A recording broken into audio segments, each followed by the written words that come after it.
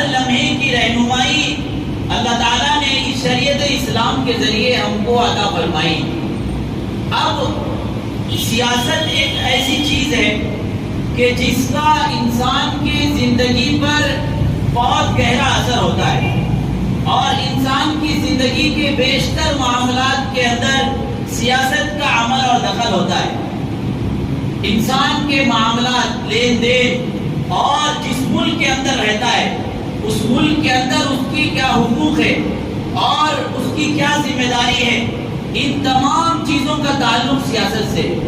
تو سیاست ایک ایسا شعبہ ہے کہ جس کے اندر انسان کے زندگی کے بے شمار امور آ جاتے ہیں۔ تو ایسے اہم شعبے کی رہنمائی بھی اللہ تعالیٰ نے اسلام کے اندر عطا فرمائی۔ امت مسلمہ میں دو قسم کے گروہ پائے جاتے ہیں، دو طبقات پائے جاتے ہیں۔ ایک طبقہ تو وہ ہے جو یہ کہتا ہے کہ اللہ تعالیٰ نے جو ہم کو دنیا میں بھیجا ہے اور اللہ تعالیٰ نے یہ جو زندگی ہم کو عطا کی ہے، اس زندگی کا مقصد یہ ہے کہ ہم حکومت الہی قائم کریں، نظام الہی دنیا میں نافذ کریں۔ یعنی انسان کی پیدائش کا مقصد ان کے نزدیک یہ ہے کہ انسان نظام الہی کو لائے، قانون خلافت کو لائے اور قانون خلافت کا نفاذ کرے، اور جو عبادات ہے روزہ، زکوٰۃ، حج، یہ ان کے تابع ہے۔ ایسا ایک گروہ اور ایک طبقہ کا ماننا ہے۔ یہ جو نظریہ ہے مسلمانوں کے اندر، یہ غلط نظریہ ہے۔ اللہ تعالیٰ نے جو ہم کو دنیا میں بھیجا، یہ کوئی خلافت قائم کرنے کے لیے نہیں بھیجا۔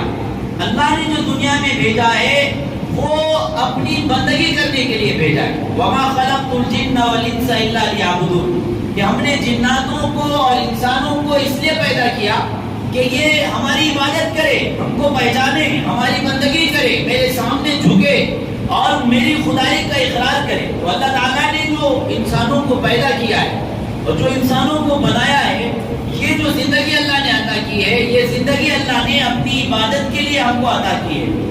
تو ہماری زندگی کا جو مقصد ہے وہ رضا الہی ہے، اللہ کو راضی کرنا ہے، اور اللہ کو راضی کرنے کے لیے اور اللہ کے احکامات پر عمل پیدا ہونے کے لیے اور مکمل طور پر اسلام کے مطابق اپنی زندگی گزارنے کے لیے ضروری ہے کہ قانون الہی نافذ ہو۔ لیکن یہ ہمارا مقصد نہیں ہے، ہمارا مقصد اللہ کو راضی کرنا ہے۔ تو امت مسلمہ میں ایک طبقہ وہ ہے جو یہ سمجھتا ہے کہ ہماری زندگی کا مقصد ہی سیاست ہے، جو کہ غلط نظریہ ہے۔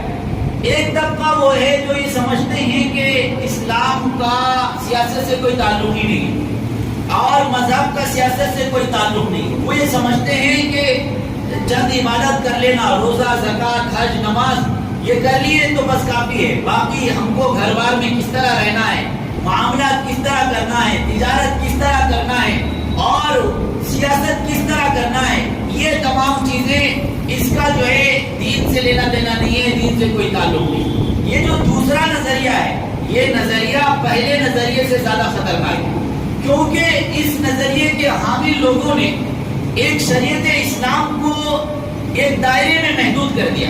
یعنی نماز پڑھ لو، عبادت کر لو، تلاوت کر لو، قرآن پڑھ لو، بس تمہارا اسلام ہو گیا۔ تو اسلام کو ایک چھوٹے سے دائرے میں ان لوگوں نے محدود کر دیا ہے۔ حالانکہ اللہ تعالیٰ نے جو اسلام ہمیں عطا فرمایا، جو مذہب اللہ نے ہمیں عطا فرمایا، یہ وسیع ترین مذہب ہے کہ جس کے اندر زندگی کے ہر لمحے کی رہنمائی کی گئی ہے، ہر شعبے کی رہنمائی کی گئی ہے، اور ہر موڑ پر ہم کو اپنی زندگی گزارنے کا طریقہ مذہب اسلام کے ذریعے ہم کو سکھایا گیا ہے۔ تو یہ جو چند لوگوں کا خیال ہوا کہ سیاست سے اسلام کا کوئی تعلق نہیں ہے، یہ ایسا نظریہ ہے کہ جس نے اسلام کو چند عبادتوں میں اور چند امور میں محدود کر دیا۔ حالانکہ سیاست کا اسلام میں بہت بڑا دخل ہے۔ قرآن مجید میں اللہ تبارک و تعالیٰ نے ارشاد فرمایا، کنتم خیر امۃ اخرجت للناس، کہ تم بہترین امت ہو۔ اللہ نے تمہیں بہترین امت کا شرف عطا کیا ہے۔ اس بنیاد پر اخرجت للناس، اس لیے کہ تم لوگوں کے نفع کے لیے نکالی گئی ہو۔ تمہارا کام لوگوں کو نفع پہنچانا ہے۔ لوگوں کو نفع کس طرح پہنچائیں گے؟ لوگوں کو نفع پہنچانا یہ بھی ہے کہ ان کو دین کی دعوت دی جائے، ان کو نماز کی دعوت دی جائے، ان کو کلمے کی دعوت دی جائے، ان کو اسلام کی دعوت دی جائے، ان کو اچھی باتوں کی دعوت دی جائے۔ یہ بھی لوگوں کو نفع پہنچانا ہے.